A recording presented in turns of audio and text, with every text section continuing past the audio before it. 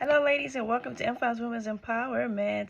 I am MJ. I hope you are enjoying the spring if you are on this side of the globe.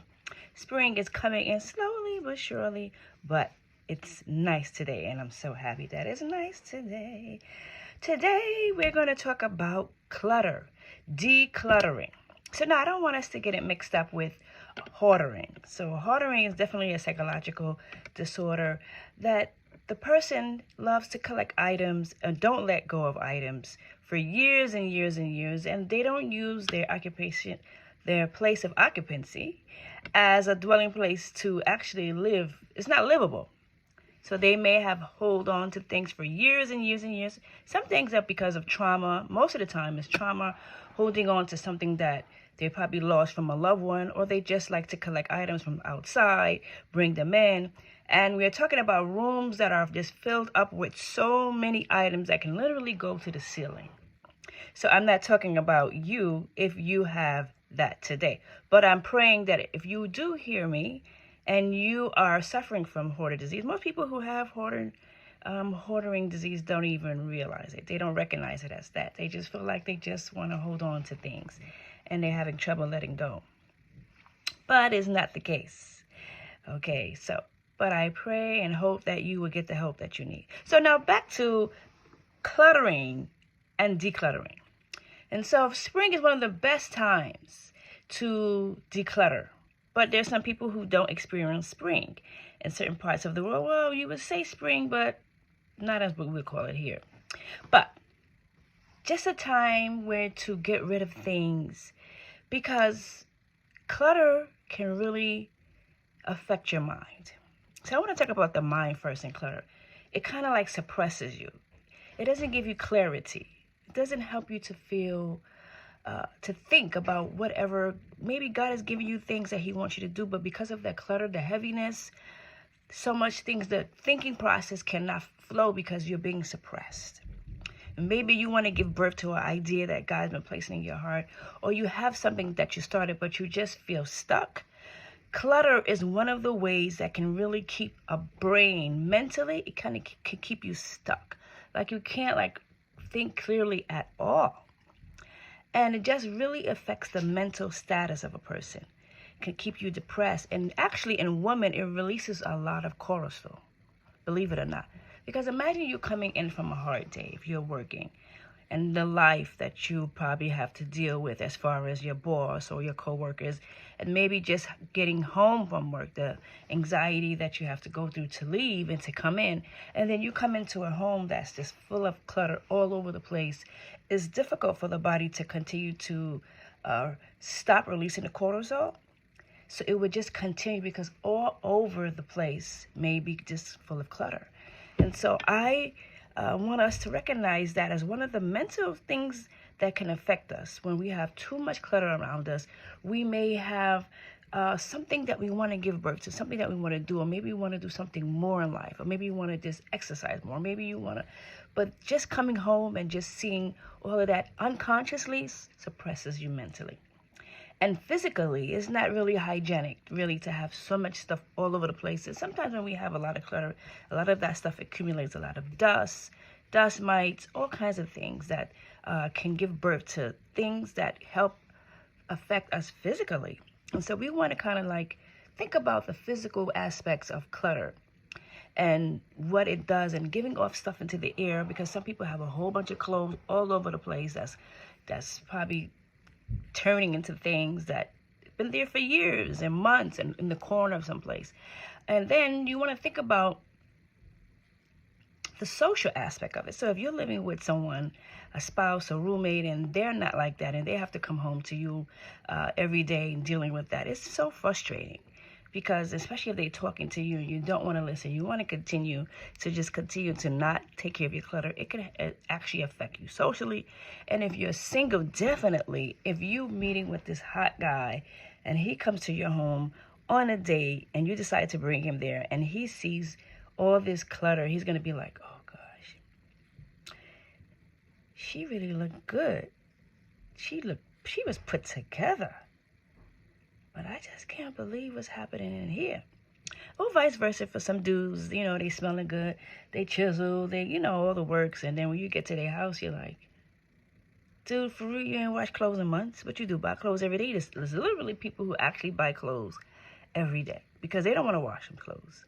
They just want to have the piles up and shoes all over the place. And everything's leaking odor and you physically inhaling that. We want to come up higher, right? So we looked at a light touch of the mental, a light touch of the physical, and a light touch of the social. Definitely financially. Now, some people have to keep buying things because you can't find maybe whatever you're trying to use because everything is probably still dirty or everything is probably still all over the place, so you can't find it. And so it could put you in another financial rut because you're always spending. Maybe you didn't feel like washing the stuff in the dishes, there's forks you can't find, the spoons is all over the place, and you just keep purchasing it and pile of it, build it up. And so as an empowered woman and an empowered man, I want you to think about how you can alleviate this clutter that's probably holding you back in life as well. Maybe it's giving you some kind of air of depression, making you feel sad. It's not making you have the energy that you need. So imagine you coming home to a place that's just clutter-free, and you could just breathe and inhale, and you're like, wow. It gives you some type of energy push, right? But when everything is all over the place, it's hard. It's hard for you to be this person that God is having you to become because it's like you feel so stuck. But I want to encourage you. So one thing you would need to do is think about how you can come up with a week of how you can declutter. You have to come up with a plan. So one plan is to maybe might want to hire somebody to help you get rid of things. Now, how do you know you need to get rid of things? Well, some things, especially clothes, if you haven't worn them in a whole year, if it's no use to you, if it's outdated, if it has stains that can't come off, if it's torn, I think you can actually dispose of it. And something that you don't even want to use anymore, you can actually give it away, right? There's so many organizations out there, so many people who really could use items that are good clothing or good shoes that are not looking broken down. Because we don't want to give people broken down stuff because a person doesn't have doesn't mean that they deserve to have something that's not wearable, right? So you want to donate it. And then as far as your drawers and maybe you having items all over the place, paper trails, bills, you might want to take a time out, a day, put it on your calendar and say, okay, Monday, I'm going to work on papers this whole week. I'm going to take out maybe after work, I'm going to take maybe 20 minutes, 30 minutes a day, put a timer on and just work on paper clutter. And then next week, you may want to work on clothes. And then you may want to work on, I don't know, maybe you have some stuff in your drawers. For example, some dishes or some pots or some wares such as plastic, that you've been not using, of some forks and spoons that are old that you can kind of dispose of. You might want to work on that the following week. And maybe you have some other items like cosmetics, when we like to collect a whole lot of junk, shampoo products, hair products, facial products, and disposing them that following week. Or you may want to do it once a month because sometimes it can be overwhelming and challenging and you just don't have the mental capacity to do it because you're just feeling overwhelmed, and that's okay. So if you want to take a week, every week, and start one thing, or use 1 month and just say, you know what, this month I'm going to maybe take off, or maybe I'm going to use my Sundays to work on each task.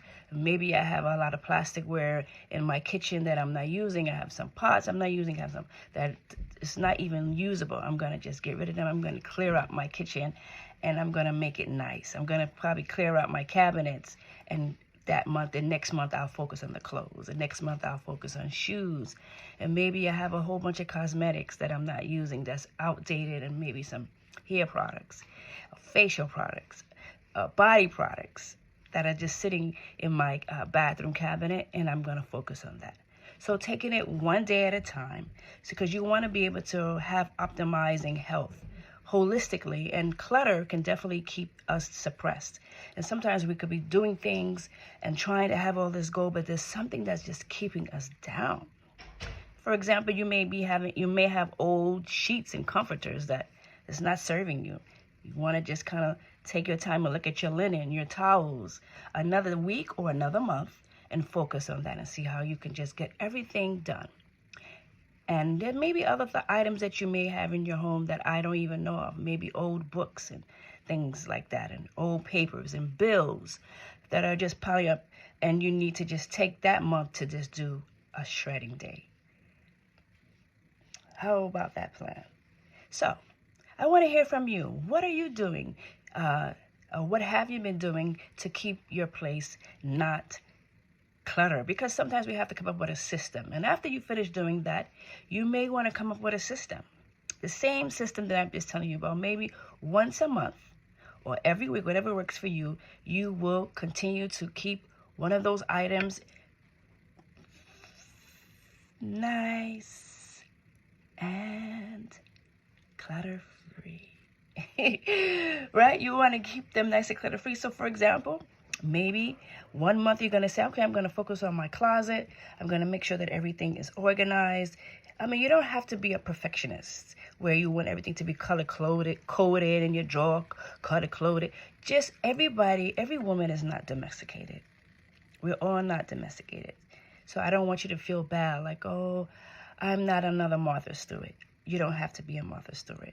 And perfectionist too, about having everything clean too, is another level that I will talk about, because you can have it a flip coin one way where a person is so clean, OCD clean, and perfectionist, and maybe, image wise, or just you're trying to keep your mind off of things, so you use that cleaning, SS cleaning, to keep your thoughts from going places that you don't want it to go. So we want to have a balance in everything.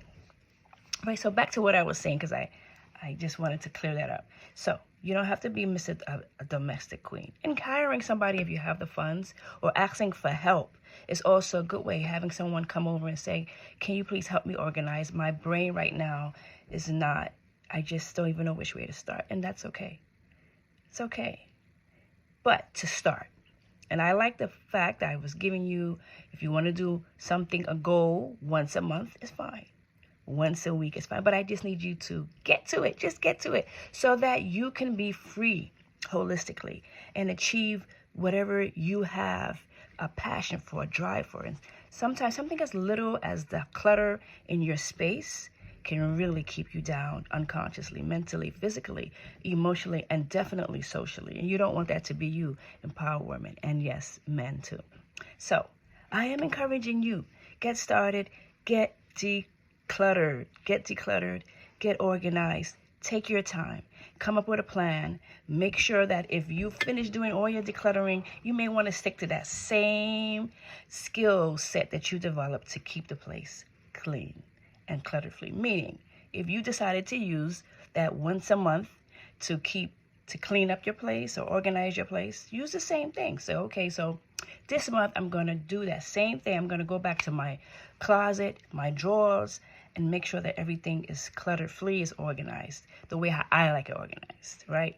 Also, you may want to do the next month the kitchen. You may say, okay, well, let me make sure that everything is looking the way I need it to look, because I don't want to start slacking off and going back to the same thing. Or you might want to do that every week and say, okay, this week I'm going to just check my closet, make sure everything is organized. And this week next week I'm going to check the drawers, make sure everything is packed. But the once a month, to me, it could be more realistic, because a lot of people are definitely busy, definitely tired, definitely don't have time. But if you are good with the once a week, stick to that. Once a month, stick to that. But you have to have some type of skill set developed, a program, an outline to help you to stay focused and decluttered. Otherwise, you will actually go back to square one. Clutter all over the place. Everything all over the place. So I am encouraging you, develop a plan that works best for you, and then stick to it. And after you finish decluttering, use that same plan that you used to keep the place decluttered. I am definitely MJ. Be blessed.